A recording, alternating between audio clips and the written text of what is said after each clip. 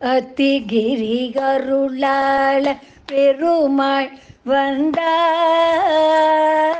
அத்திகிரி அருளாள பெருமாள் வந்தார். ஆனை பறி தேரில் அழகார் வந்தார். அத்திகிரி கருளாள பெருமாள் வந்தார். ஆனை பறி தேரில் அழகார் வந்தார். கட்சிதனில் கண் கொடுக்கும் பெருமாள் வந்தார். கட்சிதனில் கண் கொடுக்கும் பெருமாள் வந்தார். கருதவரம் தரும் தேவ பெருமாள் வந்தார். கட்சிதனில் கண் கொடுக்கும் பெருமாள் வந்தார். கருதவரம் தரும் தேவ பெருமாள் வந்தார். அத்திகிரி கருளாள பெருமாள் வந்தார். ஸ்ரீராம ஜெயம். நம்ம காஞ்சி வரதராஜ பெருமாளை தரிசனம் பண்ணிட்டு இப்ப இந்த திருக்கோவில் தாயார் பெருந்தேவி தாயார தரிசனம் பண்ண வந்திருக்கோம்.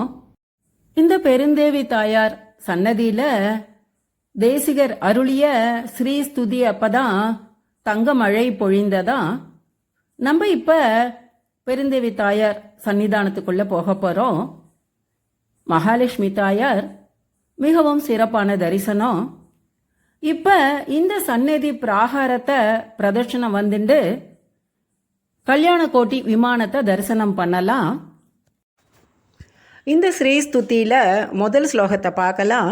மானாதீத பிரதித விபவாம் மங்களம் மங்களானாம் வக்ஷபீட்டிம் மது விஜயினோ பூஷயந்திம் ஸ்வகாந்தியா பிரத்யக்ஷானு ஸ்ரவிக மகிம பிரார்த்தினீனாம் பிரஜானாம் ஸ்ரேயோமூர்த்திம் ஸ்ரீயமசரண ஸ்துவாம் சரண்யாம் பிரபத்யே. இந்த ஸ்லோகத்தோட பொருளை பார்க்கலாம். தேசிகர் சொல்றாரு, வேறு கதியற்ற நான் ஸ்ரீயாகிய உன்னை சரணமடைகிறேன். மகாலட்சுமியே உன்னை சரணடைகிறேன். இந்த மகாலட்சுமி எப்படிப்பட்டவர்னு சொல்றாரு சொன்னா, மானாதீத பிரதித விபவாம், மானாதீத்த எல்லையற்ற பெருமைகளை உடையவள், மங்களம் மங்களானாம் மங்களங்களுக்கெல்லாம் மங்களமாக இருப்பவள், வக்ஷபீட்டிம் மது விஜயினோ பூஷயந்திம் ஸ்வகாந்தியா மது கைடபர்களை வதம் செய்த அந்த பெருமாளுடைய மார்பில் ஒளி வீசிக்கொண்டு அவருக்கு ஆபரணமாக அலங்காரமாக இருக்கிறாள். பிரத்யக்ஷானு ஸ்ரவிக மகிமா பிரார்த்தினீனாம் பிரஜானாம், பிரத்யட்சமா பார்க்கக்கூடிய ஈகமான சுகங்களையும் கேட்டு அறியக்கூடிய பரம்ங்கிற சுகத்தையும் வேண்டுவோர்க்கு வேண்டும் விதமாக அருளக்கூடிய இந்த ஸ்ரீயாகிய மகாலட்சுமிய வணங்குகிறேன் அப்படின்னு சொல்றாரு. அந்த காலத்துல திருமணத்தப்ப ஆண்கள் தான் பெண்களுக்கு கன்யா சுல்கம் அப்படின்னு பணம் கொடுக்க வேண்டியதா இருந்தது. அப்ப ஒரு ஏழை இளைஞன் திருமணத்திற்கான பணம் இல்லை அப்படி சொல்லி தேசிகர்கிட்ட பிரார்த்தனை பண்ணிட்டாரா. அப்ப தேசிகர் பெருந்தேவி தாயார் சன்னதி முன்னாடி இந்த ஸ்ரீஸ்துதிய அருளிய போது தங்க மழை பொழிந்ததா. இந்த ஸ்ரீஸ்துதியில 15வது ஸ்லோகம் சொல்லும் போது, யஸ்யாம் யஸ்யாம் திஷி விஹரதே தேவி திருஷ்டி ஸ்வதீயா தஸ்யாம் தஸ்யாம் அகமகமிகாம் தன்வதே சம்பதோஹா. இந்த வரிகள் அந்த நிகழ்ச்சிய தெளிவா சொல்லுது. தாயே, உன்னுடைய கருணைமிகு கடைக்கண்கள் எந்தெந்த திக்கிலெல்லாம் பரவுமோ அந்தந்த திக்கிலெல்லாம் செல்வ வளங்கள் நான் முந்தி நான் முந்தின்னு போட்டியிட்டு நிறைவு செய்கின்றன அப்படிங்கிறாரு. ஒரு ஏழை அந்தன இளைஞனின் இல்லறத்துக்காக வழி சொன்ன தேசிகர் வீடு பேரு அடையறதுக்கும் இந்த ஸ்துதியில வழி சொல்லியிருக்காரு. மகாலட்சுமியுடைய நாம மகிமைய சொல்றாரு.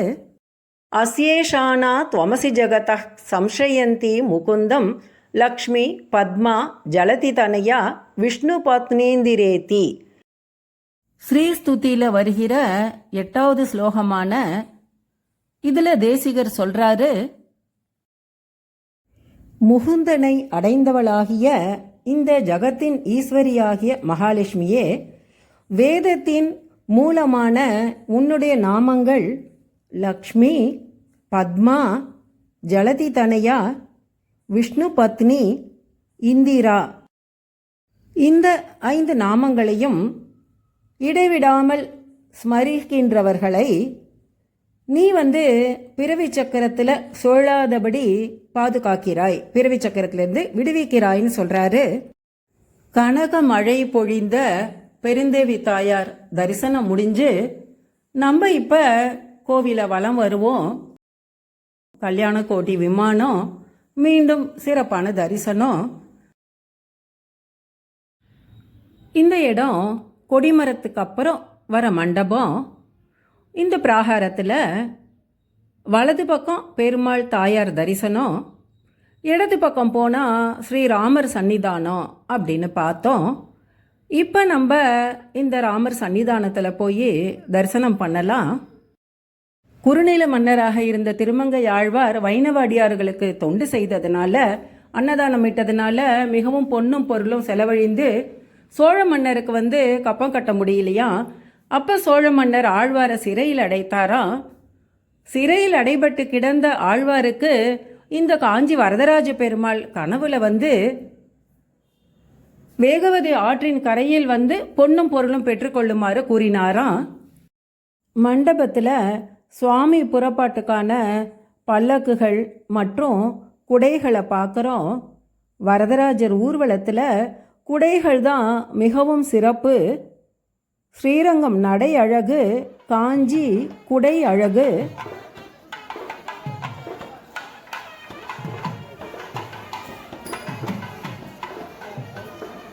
சிறையில் இருந்த திருமங்கை ஆழ்வார்கிட்ட பெருமாள் சொன்ன கூற்றுப்படி ஆழ்வாருக்கு பொன்னும் பொருளும் கிடைத்தவுடன் சோழ மன்னன் திகைப்படைந்து அந்த பொன்னும் பொருளையும் நீங்க வைணவ தொண்டுக்கே வைத்து கொள்ளுங்கள்னு திருமங்கை ஆழ்வாரிடமே அழித்து விட்டதாக வரலாறு. நம்ம ராமர் சன்னதி இருக்கிற மண்டபத்தை தான் வலம் வந்துருக்கோம். மிகவும் சிறப்பான வேலைப்பாடுகள் உடைய தூண்கள். இந்த திருக்கோவிலில் தான் ராமானுஜர் முதல்ல தீர்த்த கைங்கரியம் செய்து கொண்டிருந்தாராம். திருக்கச்சி நம்பிகளிடம் சீடராக இருந்தாராம். இப்போ நம்ம இந்த ராமர் சன்னிதானம் கிட்ட வந்திருக்கோம். பட்டாபிஷேக ராமர், சிறப்பான தரிசனம். திருக்கச்சி நம்பிகள் பூவிருந்தவல்லியை சேர்ந்தவர். அவர் தன்னோட இடத்துல ஒரு நந்தவனம் அமைத்து இந்த காஞ்சி வரதராஜ பெருமாளுக்காகவே மலர்களை பறித்து கொண்டு பெருமாளை தரிசனம் பண்ணுவாராம். நாளடைவில் அவர் இந்த திருக்கோவிலேயே இருந்து பெருமாளுக்கு ஆளவட்ட கைங்கரியம், அதாவது சாமரம் வீசுறது, அந்த பணியை செய்து கொண்டு வந்தாராம். திருக்கச்சி நம்பிகளுடன் பெருமாளும் பெருந்தேவி தாயாரும் நேரடியாகவே பேசுவாங்க அப்படிங்கிறது வரலாறு. இந்த ராமர் மண்டபத்துக்கு நேர தெரியுது பாருங்க வரதராஜ பெருமாள் சன்னதி. இப்போ நம்ம இந்த பெருமாள் சன்னதியை சுற்றி உள்ள மடப்பள்ளி பிராகாரம், இந்த பிராகாரத்தை வலம் வருவோம். நம்ம முதல்ல தரிசனம் செய்கிறது அனந்தாழ்வார் சன்னிதானம். இந்த அனந்தாழ்வார் திருவேங்கடத்தில் அமைத்த தோட்டத்தை பற்றி நம்ம ஸ்ரீராம ஜெயம் குழுவில் முதல்ல தரிசனம் செய்திருக்கோம். அந்த லிங்கை டிஸ்கிரிப்ஷன் பாக்ஸில் கொடுக்குறேன். இந்த மடப்பள்ளி பிராகாரம் பாருங்க, ரொம்ப சிறப்பாக இருக்குது. வரதராஜ பெருமாள் சன்னிதானத்துக்கு போகிற வரிசை தான் இது. இந்த திருக்கோவிலுடைய ஸ்தல விருட்சம் அரச மரம். இந்த பிராகாரத்தை சுற்று மண்டப தூண்களே ரொம்ப சிறப்பாக இருக்குது. இந்த ஸ்தல விருட்சமான விருக்ஷ ராஜா அரசமரத்தடியில் நாகர்களை பிரதிஷ்டை பண்ணியிருக்காங்க. பத்ரே பத்ரகா சர்வதேவானாம்.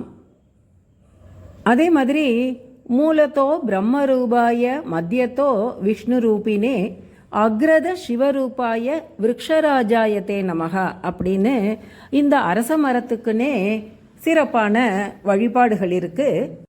மிக உயரமான பிராகார மதில் சுவர்களை பார்க்குறோம்.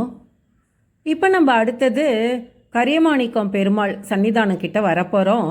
சிறப்பு என்னன்னா, ராமானுஜரை இந்த இடத்துல தான் யாமுனாச்சாரியார் ஆள வந்தார்னு சொல்கிறாங்க இல்லையா. அவர் இவரை பார்த்துட்டு இந்த சிறுவன் யாருன்னு கேட்க போக திருக்கச்சி நம்பிகள் சொன்னாராம், இவர் தான் இளையாழ்வார்னு. அப்போ யாமுனாச்சாரியார் இந்த வைணவ சம்பிரதாயத்தை காக்க வந்தவன் இவர்தான் அப்படின்னு, ஆம் முதல்வன் இவன் என்று அப்படின்னு சொன்ன வார்த்தைகள் பிரபலம். ராமானுஜருடைய முதல் குரு யாதவ பிரகாசர். அவருக்கு குருவோட தத்துவார்த்தங்களில் பிணக்கு ஏற்பட்டப்ப ஒரு முறை சீடர்களோட விந்தியமலை போனப்ப ராமானுஜரை தனித்து விட்டுட்டாங்களாம். அப்போ இந்த தேவராஜ பெருமாள் மற்றும் பெருந்தேவி தாயார் தான் வேடுவச்சியாக ராமானுஜரை இங்கே காஞ்சிபுரத்துக்கு அழைத்து வந்ததா சொல்கிறாங்க. இந்த கரியமாணிக்கம் பெருமாளை நம்ம பிரதர்ஷனம் பண்ணிட்டு சிறப்பான தரிசனம் செய்துக்கிறோம்.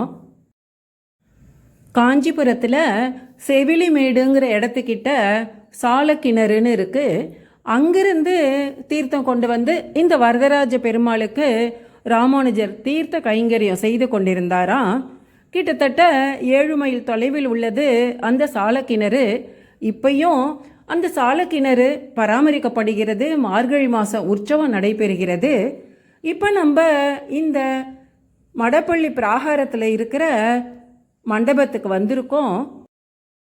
மிக பெரிய மண்டபமாக இருக்குது. இதோட விஸ்தீர்ணத்தை பார்க்குறப்ப காலங்காலமாக இந்த திருக்கோவிலில் விழாக்கள் எவ்வளவு பிரம்மாண்டமாக நடந்திருக்கும் அப்படிங்கிறது புரியறது. இந்த திருக்கச்சி நம்பிகள் பெருந்தவி தாயார் மற்றும் தேவராஜ பெருமாளோட நேரடியாக பேசுவாருன்னு பார்த்தோம் இல்லையா. அவர் மூலமாக தான் ராமானுஜருக்கு 6 வார்த்தைகள் தேவராஜ பெருமாளிடமிருந்து உத்தரவாக கிடைத்ததா. அகமேவ பரம் தத்துவம், நான் ஒருவனே பரம்பொருள், தர்ஷனம் பேத ஏவ, ஜீவாத்மா மற்றும் அச்சேதன பொருள்களிலிருந்து நான் வேறுபட்டவன், உபாயம் பிரபத்தி, என்னை சரணமடைவது ஒன்றே என்னை அடைவதற்கான வழி. இந்த 6 வார்த்தைகளில் 4வது அந்திம ஸ்மிருதி வர்ஜனம், என்னை சரணாகதி அடைந்தவர்கள் மரண தருவாயில் என்னை பற்றிய சிந்தனை இல்லாட்டாலும் பரவாயில்ல. தேகாவசானே முக்தி, என்னை சரணாகதி அடைந்தவர்கள் இந்த பிறவி முடியும் தருவாயில் நேராக பரமபதத்தை அடைவார்கள். பூர்ணாச்சாரிய பதாஸ்ருதா, பூர்ணாச்சாரியராகிய ஆளவந்தாரியே உன்னுடைய குருவாக ஏற்றுக்கொள் அப்படின்னு 6 வார்த்தைகள் ராமானுஜருக்கு பதிலாக அளித்தாராம். இப்போ நம்ம வரதராஜ பெருமாள் தேவராஜ பெருமாள் கர்ப்பகிரக விமானத்தை பார்க்குறோம். புண்ணியகோடி விமானம், மிகவும் சிறப்பான தரிசனம். காஞ்சி பூர்ணர் கஜேந்திரதாசர் திருக்கச்சி நம்பிகள் இந்த பெருமாள் மேலே தேவராஜ அஷ்டகம் அப்படிங்கிற ஸ்லோகம் அருளிருக்காரு. அதனுடைய முதல் ஸ்லோகத்தை பார்க்கலாம். நமஸ்தே ஹஸ்தி சைலேஷ ஸ்ரீமன் அம்புஜலோச்சன, சரணம் துவாம் பிரபன்னோஸ்மி பிரணதார்த்தி ஹராச்சுத அப்படிங்கிறாரு. இதோட பொருள், இந்த ஹஸ்திகிரிக்கு நாதனே ஸ்ரீபதியே தாமரை கண்ணனே உனக்கு வணக்கம். தன்னை வணங்கினவர்களின் துக்கத்தை போக்குபவனே, நழுவ விடாதவனே, பக்தர்களை நழுவ விடாதவனே, உன்னை சரணமாக அடைந்திருக்கிறேன் அப்படிங்கிறாரு. இந்த பிராகாரம் மடப்பள்ளி பிராகாரம் இல்லையா. நம்ம மடப்பள்ளியை தரிசனம் பண்ணிக்கிறோம். இந்த திருக்கச்சி நம்பிகளோட பெருமையை தேவராஜ அஷ்டகத்தில் இருக்கிற தனியன் ரொம்ப சிறப்பாக சொல்லும். தேவராஜ தயாபாத்திரம் ஸ்ரீ காஞ்சி பூர்ணமுத்தமம் ராமானுஜ முனேர் மான்யம் வந்தேகம் சஜ்ஜனாஸ்ரயம் அப்படிங்கிற தனியன். இதோட அர்த்தம் என்னன்னா, தேவராஜ பெருமாளோட கிருபைக்கு பாத்திரமானவரும் ராமானுஜ முனி என்னும் எம்பெருமானாருடைய மதிப்பையும் அபிமானத்தையும் பெற்றவரும் நல்லவர்களெல்லாம் ஆசிரியக்க தகுந்தவருமான திருக்கச்சி நம்பியை வணங்குகிறேன் என்பதாகும். மகாலட்சுமி வீற்றிருக்கும் வில்வ மரத்தை தரிசனம் பண்ணிக்கிறோம். லக்ஷ்மி அஷ்டோத்திரத்தில் 77வது நாமாவளி ஓம் ஸ்ரீ பில்வ நிலையாயை நமகா. நம்ம இந்த மடப்பள்ளி பிராகார சுற்று நிறைவு பெற்று மீண்டும் வரதராஜ பெருமாள் நுழைவு வாயில்கிட்ட வரப்போகிறோம். இந்த படிக்கட்டுகள் பெருந்தேவி தாயார் சன்னதிக்கான மற்றொரு வாசல். நம்ம இப்போ இந்த பிராகார சுற்று நிறைவு பெற்று பாருங்க, பெருமாள் சன்னிதானம். அப்படியே வந்தால் தாயார் சன்னிதானம், தாயார் விமானம், கல்யாண கோட்டி விமானம், தாயார் ஊஞ்சல் மண்டபம். அப்படியே பார்த்தோன்னா அந்த ராமர் சன்னதிக்கு பக்கத்தில் நேராக கொடிமரம் கிட்ட வரப்போகிறோம்.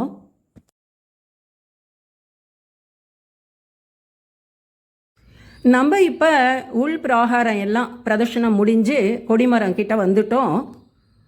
இந்த திருக்கோவிலில் வைகாசி மாதம் பிரம்மோற்சவம், கருட சேவை மிகவும் சிறப்பு.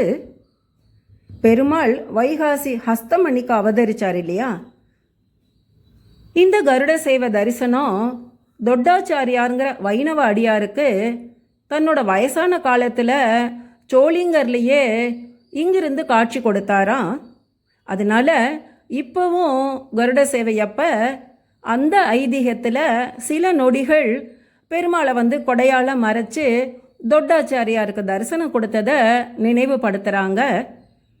24 ஏக்கர் பரப்பளவு கொண்ட பெரிய கோவில் அப்படின்னு பார்த்தோம் இல்லையா?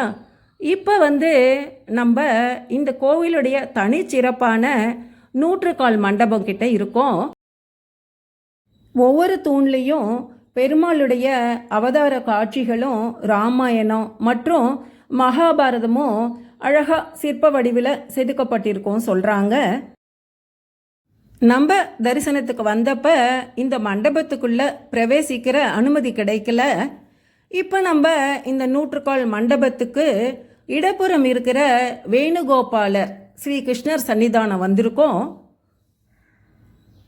சிறப்பான தரிசனம். இந்த சன்னதிக்கு பக்கத்திலேயே தான் அனந்த சரஸ் இருக்கு. அத்திவரதர் நம்ம சமீபத்தில் தான் 2019 இந்த திருவிழாவை கொண்டாடி பெருமாளை தரிசனம் பண்ணோம். இப்போ இந்த அனந்த சரஸில் தான் அத்திவரதர் எழுந்தருள் இருக்காரு.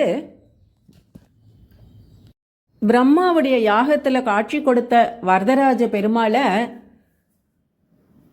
தேவலோக விஸ்வகர்மாவால் செய்யப்பட்ட அத்தி வரதரா தான் இங்கே வந்து பிரதிஷ்டை பண்ணியிருந்தாங்களாம். முகலாயர்கள் படையெடுப்பின் போது இந்து கோவில்கள் தகர்க்கப்பட்டதும் கோவில் விக்கிரகங்கள்லாம் சிதைக்கப்பட்டதும் நமக்கு தெரியும். அந்த சமயத்தில் இந்த மூலவர் விக்கிரகம் பாதுகாப்பாக இருக்கணுங்கிறதுக்காக இந்த திருக்குளத்தில் போடப்பட்டிருக்கலாம் அப்படின்னு சொல்கிறாங்க.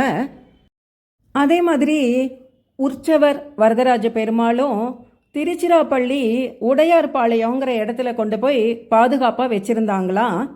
1687 இந்த நிகழ்வு நடைபெற்றதா சொல்கிறாங்க. அதுக்கப்புறம் 1709 தான் நிலைமை சீரான உடனே உடையார்பாளையத்திலிருந்து உற்சவர் இந்த திருக்கோவிலுக்கு வந்திருக்காரு. பெருமாளுடைய அருள் வாக்குப்படி பழைய சீவரம் அப்படிங்கிற இடத்திலிருந்து இப்போ இந்த கோவிலில் பிரதிஷ்டை பண்ணப்பட்டிருக்கிற மூலவர் தேவராஜ பெருமாள் கொண்டு வரப்பட்டதா சொல்கிறாங்க. இந்த பழைய சீவரத்துக்கு தை மாதம் சங்கராந்திக்கு அடுத்த நாள் கனு அன்னைக்கு வரதராஜ பெருமாள் உற்சவமூர்த்தி பாரிவேட்டை சென்று வருவதாக கொண்டாடப்படுகிறது. இந்த அத்திவரதர் வைபவம் 2019 நம்ம காண கிடைத்த கண்கொள்ளா காட்சி. வரலாற்று பதிவுகளின்படி 1854 ஆண்டிலிருந்து இந்த அத்திவரதர் வைபவம் கொண்டாடப்படுகிறது. இப்போ வந்து நம்ம இந்த அனந்தசரஸ் திருக்குளத்துக்கு பக்கத்தில் இருக்கிற சுதர்சன ஆழ்வார் சன்னிதானம் தரிசனம் பண்ண வந்திருக்கோம். பெருமாளோட பஞ்சாயுதத்தில் முதன்மையான சக்கரத்தாழ்வார் சிறப்பான தரிசனம். இந்த சக்கரத்தாழ்வார் சன்னதி 1191 3ஆம் குலோத்துங்கன் காலத்தில் கட்டப்பட்டதுன்னு கல்வெட்டு சொல்லுது. இப்போ நம்ம இந்த சக்கரத்தாழ்வார் சன்னதியை ஒட்டி வர ஆழ்வார் பிராகாரம் வலம் வரலாம். இந்த திருக்கோவிலில் வரதர் புறப்பாடு பஞ்சபர்வ புறப்பாடாக நடக்கிறது. இந்த ஆழ்வார் பிராகாரத்துக்கும் மாடவீதி மதில் சுவருக்கும் நடுவில் நந்தவனமாக இருக்க வேண்டிய இடம்தான் இது.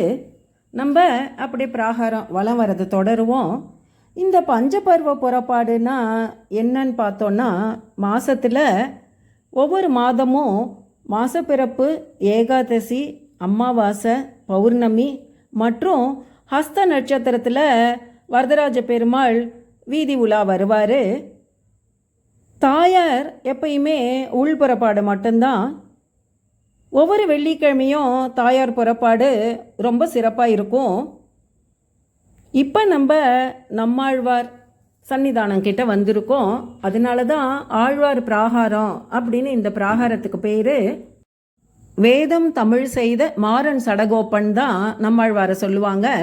இவர் அருளிய திருவிருத்தம், திருவாசிரியம், பெரிய திருவந்தாதி, திருவாய்மொழி அப்படியே ரிக், யஜூர், சாமம், அதர்வனத்தோட தமிழ் வடிவம் அப்படின்னு சொல்கிறாங்க. நம்ம இப்போ கிழக்கு வாசல் கோபுரத்தை சிறப்பாக தரிசனம் பண்ணிக்கிறோம். நம்ம இப்போ கூரத்தாழ்வாரை பற்றி பார்க்கலாம். காஞ்சிபுரம் அருகில் உள்ள கூரம்ங்கிற இடத்த சேர்ந்த வைணவ பக்தர். வரதராஜ பெருமாளுடைய தீவிர பக்தரான இவர் ராமானுஜருடைய சீடராக இருந்தார். ராமானுஜர் காஞ்சிபுரத்திலிருந்து ஸ்ரீரங்கம் போனப்ப கூரத்தாழ்வாரும் அவருடைய ஸ்ரீரங்கம் சென்று ரங்கநாதருக்கு கைங்கரியம் செய்துட்டு இருந்தார். இந்த கூரத்தாழ்வார் வரதராஜ பெருமாள் மேலே வரதராஜ ஸ்தவம் சொல்லி இழந்த கண்களை மீண்டும் பெற்ற நிகழ்ச்சியை சிந்திக்கலாம். நம்ம திருநீற்று சோழ பூபதி அப்படின்னு அழைக்கப்படுகிற ராஜராஜ அனபாய 2ஆம் குலோத்துங்க சோழன் காலத்தில் அவர் சைவத்து மேலே இருந்த தீவிர பற்றில் இந்த வைணவ அடியார்களை கூப்பிட்டு வித்வத் சதஸு நடத்தினாராம். அப்போ வந்து ராமானுஜருக்கு பதிலாக கூரத்தாழ்வார் மற்றும் பெரிய நம்பியோட வாதாடுறதுக்கு போயிருந்தாராம். நம்ம இப்போ மணவாள மாமுனிகள் சந்நிதி கிட்ட வந்திருக்கோம். மணவாள மாமுனிகள் ஆதிசேஷனுடைய அம்சமாகவே தான் வணங்கப்படுகிறாரு. இவர் அருளிய தேவராஜ மங்களம், யதிராஜ விம்சதி, உபதேச ரத்னமாலை போன்ற நூல்கள் மிகவும் சிறப்பானவை. நம்ம அந்த கூரத்தாழ்வார் பங்கு கொண்ட வித்வத் சதஸ் நிகழ்ச்சியில் என்ன நடந்ததுன்னு பார்க்கலாம். அந்த சபையில் சைவத்தை ஏற்றுக்கொள்ள முடியாது அப்படின்னு தீவிரமாக பெரிய நம்பியும் கூரத்தாழ்வாரும் சொன்ன உடனே சோழராஜா கூரத்தாழ்வார் பெரிய நம்பியோட கண்களை பிடுங்கி எறியுமாறு உத்தரவிட்டாராம். இப்போ நம்ம ஸ்ரீ ராமானுஜர், ஆழ்வார் மற்றும் ஆச்சாரியார்கள் சன்னதி கிட்ட வந்திருக்கோம். இப்போ தரிசன நேரம் இல்லாததுனால நம்ம வந்து உள்ளே போக முடியல. ஆழ்வார் பிராகார பிரதர்ஷனத்தை தொடருவோம். கண்களை இழந்த பெரிய நம்பி முதுமை காரணமாக 105 வயதில் காலமாயிட்டாராம். இந்த கூரத்தாழ்வார் இழந்த கண்களுடன் மீண்டும் ராமானுஜர் கிட்ட வந்து சீடராக இருந்தாராம். ராமானுஜர் மேலே இருந்த குரு பக்தி காரணமாக அவருக்கு சோழராஜா சபையில் எந்த ஆபத்தும் ஏற்படக்கூடாதுன்னு தானே அந்த வித்வத் சபைக்கு போய் கண்ணை இழந்தார். அதில் ரொம்ப மன வருத்தம் அடைந்த ராமானுஜர், நீ வந்து காஞ்சி வரதராஜ பெருமாளை போய் பிரார்த்தனை பண்ணு, உனக்கு வந்து உடனே கண் கிடைக்கும் சொன்னாரா. குருவுடைய வார்த்தைகளை கேட்ட கூரத்தாழ்வார் இந்த கோவிலுக்கு வந்து வரதராஜ ஸ்தவம் அருளினார். 23வது ஸ்லோகமான நீலமேக நிபம் அஞ்சன புஞ்ச ஷாம குந்தலம் அனந்த சயம் துவாம் அப்ஜபாணிபத அம்புஜ நேத்திரம் நேத்திரசாத் குரு கரீச சதாமே. அந்த ஸ்லோகத்தை சொல்லும்போது நேத்திரசாத் குரு கரீச சதாமே, எப்பொழியும் உன்னையே பார்த்துட்டு இருக்கிற அருளபுரி பெருமாளே அப்படின்னு வேண்டும்போது கச்சிதனில் கண் கொடுத்த பெருமாள் கூரத்தாழ்வாருக்கு கண்ணை கொடுத்தாராம். கூரத்தாழ்வார் எனக்கு குருவையும் வரதராஜ பெருமாளையும் மட்டும் பார்த்தா போதும் அப்படின்னு வேண்டிண்டாரு என்று சொல்வாங்க. ஆழ்வார் பிராகாரம் வளம் நிறைவு பெற்று நம்ம இப்போ கொடிமரம் பக்கத்தில் இருக்கிற ஸ்ரீ நிகமாந்த மகாதேசிகர் சன்னிதானம் வந்திருக்கோம். புருஷாய புராணாய புண்ணியகோட்டி நிவாசினே புஷ்பிதோதார கல்பத்ரு கமனீயாய மங்களம் அப்படின்னு மணவாள மாமுனிகள் அருளிய தேவராஜ மங்கள ஸ்லோகத்தை சொல்லி பேரருளாளன் தேவராஜ பெருமாளை பிரார்த்தனை பண்ணிக்கிறோம். அத்திகிரிகருளாள பெருமாள் வந்தார், அத்திகிரி அருளாள பெருமாள் வந்தார், ஆனை பரி தேரில் அழகார் வந்தார். அத்திகிரிகருளாள பெருமாள் வந்தார், ஆனை பரி தேரில் அழகார் வந்தார். பெருந்தேவி தாயார் பேரருளாளன் திருக்கோவில் சிறப்பான தரிசனம். ஓம் நமோ நாராயணாய. ஸ்ரீராம ஜெயம்.